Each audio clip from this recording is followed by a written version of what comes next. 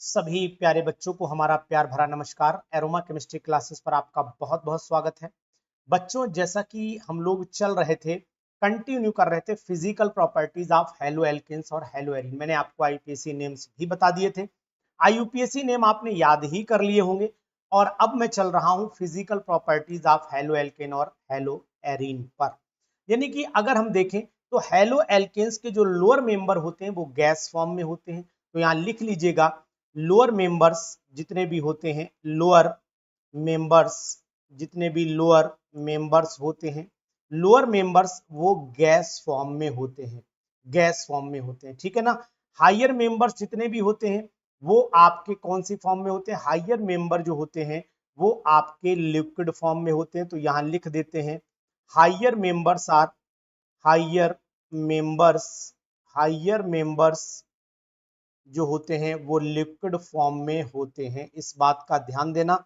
और more than carbon number 18, अगर 18 carbon से ज्यादा, more than 18 carbon containing carbon containing carbon containing जो हेलो एल्केन्स होते हैं, हेलो एल्केन्स होते हैं, वो आपको याद रखना है, वो आपके सॉलिड स्टेट में होते हैं। इस चीज को भी आप नोट डाउन कर लीजिए, बहुत ही इंपॉर्टेंट है एग्जामिनेशन के पॉइंट ऑफ व्यू से, अगर मैं इसे देख पा रहा हूं तो। ठीक है ना। इतनी बात तो आपको शायद समझ में पूरी तरीके से आ ही रही होगी। अब यहाँ एक चीज और नोटिस करने वाली है, पॉइंट नंबर 2, बहुत ही इंपॉर्टेंट पॉइंट है, आपको जानना चाहिए कि जितने भी एल्काइल हैलाइड हैं, ये जितने भी एल्काइल हैलाइड होते हैं, इन एल्काइल हैलाइड्स की खास बात होती है कि ये कलरलेस होते हैं। यहां पर लिख देते हैं एल्काइल हैलाइड्स आर, यहां लिख देते हैं alkyl halides, alkyl halides are colourless, colourless होते हैं, कलरलेस बट बिकम्स कलर्ड, ये बात आपको ध्यान रखना है, but becomes coloured on exposing to air, on exposing on exposing to air. अगर हवा के में ये ओपन रख दिए जाते हैं, ऑन एक्सपोजिंग टू क्या हो जाता है, यहां पर मैं लिख देता हूं ऑन एक्सपोजिंग टू एयर, इस बात का आपको ध्यान रखना पड़ेगा। अब तीसरा पॉइंट होता है, अगर इनके में मेल्टिंग पॉइंट की बात करता हूं तो बहुत ही इंपॉर्टेंट पॉइंट है दोस्तों, याद रखना पड़ेगा आपको कि इनका मेल्टिंग पॉइंट क्या होता है, ये बहुत ही जरूरी है जानना। मेल्टिंग पॉइंट जो होता है वो मोलर मास बढ़ने के साथ साथ बढ़ता है, यानी कि मेल्टिंग मेल्टिंग पॉइंट जो होता है वो इंक्रीज करता है with increase in molar mass. तो यहाँ ध्यान दीजिएगा, बहुत इंपॉर्टेंट पॉइंट है। तो यहाँ लिख लीजिए, melting point, melting point increases increases with increase in with increase in molar mass. अगर मोलर मास बढ़ता है तो मेल्टिंग पॉइंट भी बच्चों बढ़ जाएगा। जैसे अगर आपसे कहा जाए कि आर आई का जो मेल्टिंग पॉइंट है वो ज्यादा होगा as compared to R B R, as compared to R C L, as compared to R F, तो मोलर मास आई का ज्यादा होता है तो सिंपल सा कहना है कि भाई आर आई का ही मेल्टिंग पॉइंट ज्यादा होगा। अगर आप जानना चाहें तो हम यहाँ पर ये लिख लेते हैं कि अगर यहाँ CH3I अगर होता तो CH3I का मेल्टिंग पॉइंट ज्यादा होता as compared to CH3Br, as compared to CH3Cl, as compared to CH3F। बहुत ही इंपॉर्टेंट, वेरी वेरी इंपॉर्टेंट। अब एक चीज आपको और बताते हैं कि पोलराइजेबिलिटी जब बढ़ती है, पोलराइजेशन पावर जब बढ़ती है तो उतना ही मेल्टिंग पॉइंट भी जो है वो बढ़ जाता है। कारण है उसके अंदर कोवेलेंट कैरेक्टर फिर क्रिएट होना शुरू हो जाता है। तो ये चीज भी आपको नोट डाउन करनी चाहिए। इसके बाद अगर हम बात कर रहे हैं यहाँ पर बॉइलिंग पॉइंट की, तो बहुत ही इंपॉर्टेंट है। अब आप ये जानिए यहाँ पर कि बॉइलिंग पॉइंट में भी सेम कंडीशन होती है कि बॉइलिंग पॉइंट जो होता है वो इंक्रीज करता है विद इंक्रीज इन, यहाँ लिख देते हैं boiling point also, boiling point also increases increases with increase in with increase in molecular mass. ये बात आपको याद रखनी पड़ेगी। दूसरी चीज यहां ये भी जानिए आप कि जो मॉलिकुलर मास बढ़ने के साथ साथ बॉइलिंग पॉइंट तो बढ़ ही रहा है, ये तो निश्चित है, लेकिन जितनी ज्यादा ब्रांचिंग बढ़ेगी बॉइलिंग पॉइंट उतना ही घटता चला जाता है। तो यहां पर लिख देते हैं boiling point decreases with increase in branching. अगर हम लोग ब्रांचिंग जो है बढ़ाते हैं उतना ही बॉइलिंग पॉइंट घटता है। ऐसा होता क्यों है? तो रीजन भी पहले लिख देता हूं, increase in due to decrease in surface area. Boiling point क्यों घटा? ड्यू टू डिक्रीज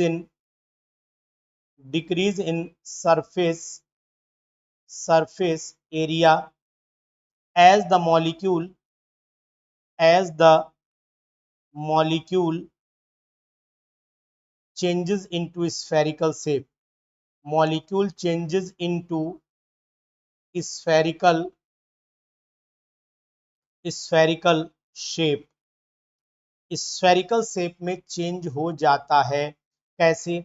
अगर हम देखें तो हमारे पास में ये मॉलिक्यूल आपको दिखाई दे रहा होगा, CH3 CH2 CH2 CH2 और यहाँ आ गया Cl।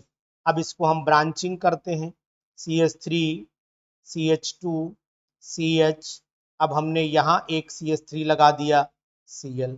मॉलिक्यूल आप देखिए धीरे धीरे बढ़ रहा है ब्रांचिंग की तरफ। अब CH3 CH कर दिया हमने, अब यहाँ पर CH3 कर लिया, इसके ऊपर ले लिया तो यहाँ CH3 हो गया, फिर यहाँ पर भी CH3 हो गया।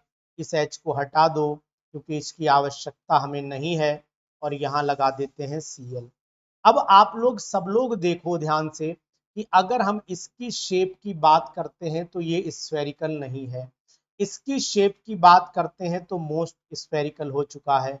और पेन थोड़ा पतला कर लेते हैं तो आपको ज्यादा समझ में आ जाएगा। देखो इसकी शेप जो है वो स्फेरिकल नहीं है, इसकी शेप देखो थोड़ी सी स्फेरिकल बढ़ी और इसकी शेप तो बिल्कुल स्फेरिकल हो गई। तो कहने का तात्पर्य यह है कि स्फेरिकल शेप बढ़ी तो सरफेस एरिया घट गया, तो इसका मतलब फोर्स ऑफ जो अट्रैक्शन है मॉलिक्यूल अदर मॉलिक्यूल से जो इंटरेक्शन है वो डाउन हो गया, बॉइलिंग पॉइंट डिक्रीज कर गया। तो ये कौन से डिक्रीजिंग ऑर्डर है? डिक्रीजिंग ऑर्डर है किसका? ऑर्डर ऑफ बॉइलिंग पॉइंट है। इस बात का आपको ध्यान रखना पड़ेगा, बहुत ही इंपॉर्टेंट पॉइंट है, बहुत ही जबरदस्त पॉइंट है। ठीक है, तो बॉइलिंग पॉइंट भी आपने पढ़ लिया। इसके बाद आ जाते हैं हम लोग नेक्स्ट पर, सॉल्युबिलिटी। ये पेपर में बहुत पूछा जाता है, सॉल्युबिलिटी पर क्वेश्चन खूब आता है कि सॉल्युबिलिटी पर क्वेश्चन खूब आता है। ये बात आप नोट कर लो कि हेलो एल्केन्स जो होते हैं, मैं आपको बता देता हूं, haloalkanes are polar in nature, ये पोलर नेचर में होते हैं। Haloalkanes are polar in nature, haloalkanes polar in nature but insoluble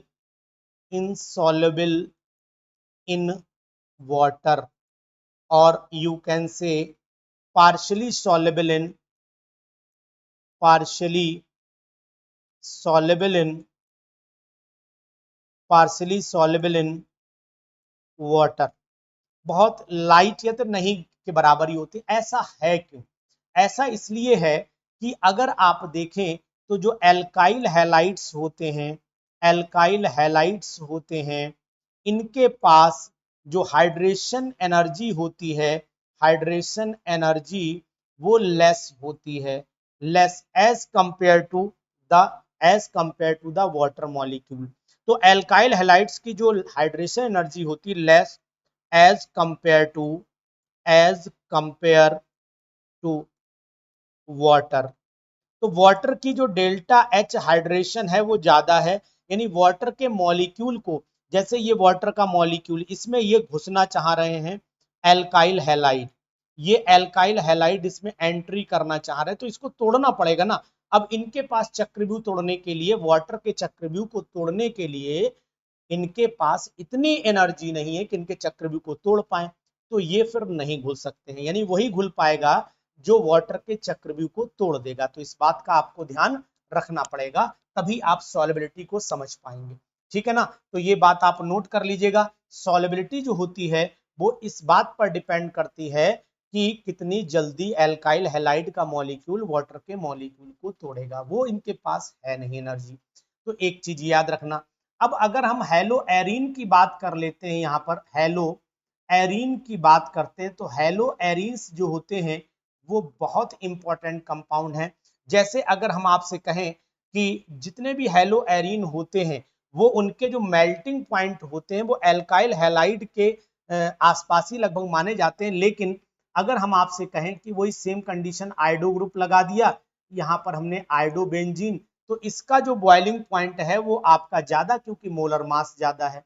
इसी तरीके से यहाँ पर मैंने मान लेते हैं बी आर लगा दिया, तो ये कंडीशन, यहीं पर इसी तरीके से मान लीजिए मैंने यहाँ पर सी एल लगा दिया और यहाँ पर मैंने एफ लगा दिया, तो जिनके बॉइलिंग पॉइंट यानी कि बॉइलिंग पॉइंट जो है वो डायरेक्टली प्रोपोर्शनल होगा मोलर मास के।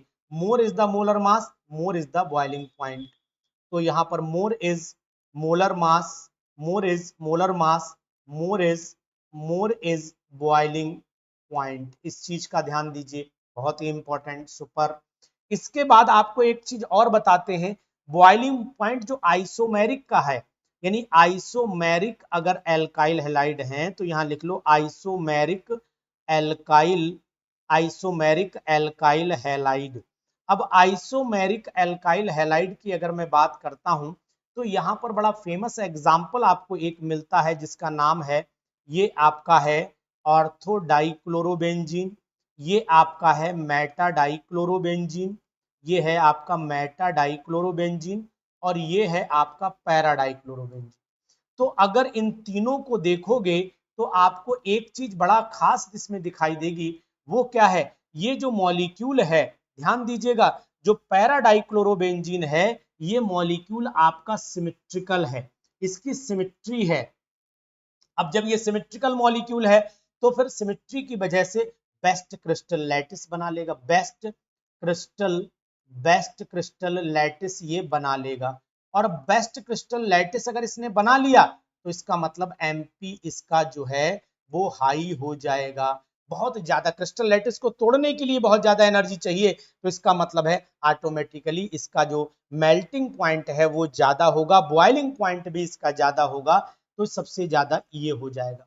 अब ऑर्थो डाइक्लोरोबेंजीन को देखो, तो ortho dichlorobenzene not form best crystal, not form best crystal lattice, best crystal lattice, ये बेस्ट क्रिस्टल लैटिस नहीं बना पाता है, इसीलिए ये जो है वो आपके लिए इंपॉर्टेंट बन जाता है। तो इसकी बात आप ध्यान दीजिएगा, बहुत ही महत्वपूर्ण है, जरूरी है, ठीक। तो क्यों पूछा जाता है मैंने आपको बता दिया। और दूसरी चीज है मैं आपको बताऊंगा, अगर आपसे पूछा जाए तो ये नॉन पोलर, हालांकि इसका कोई लेना देना नहीं है, नॉन पोलर माना जाता है क्योंकि पोलैरिटी कैंसिल आउट हो जा रही है, यहाँ पर पोलैरिटी एक दूसरे क्लोरीन से कैंसिल आउट, और ये मॉलिक्यूल जो होता है वो पोलर होता है क्योंकि यहाँ पर जो आपकी पोलैरिटी है वो कैंसिल आउट नहीं हो पा रही है, 100% नहीं हो पा रही है। तो ये चीज भी बहुत इंपॉर्टेंट है, याद रखने वाली है एग्जाम में। डेंसिटी की अगर मैं बात कर लेता हूं तो यहां पर आ जाती है डेंसिटी की बात, ये डेंसिटी बहुत ही इंपॉर्टेंट भाई साहब। डेंसिटी जो होती है वो ऑटोमेटिकली आर आई की ज्यादा होगी आर बी आर से, और आर बी आर की ज्यादा होगी आर सी एल से, आर सी एल की ज्यादा होगी आर एफ से। तो रीजन क्या है, ये मॉलिक्यूलर मास आई का ज्यादा होता है, सिंपल सा फंडा है, आपको याद करके ये चीजें रखनी पड़ेंगी, बहुत ही जरूरी है, ठीक। तो ये बात आप नोट कर लीजिए। डाइपोल मोमेंट पे भी क्वेश्चन आ जाता है, कभी कभी मैं आपको डाइपोल मोमेंट के बारे में अगर बताऊं तो इस पर बहुत अच्छा क्वेश्चन, जैसे ये इसको कैंसिल आउट कर रहा है तो ये नॉन पोलर मॉलिक्यूल बोला जाता है।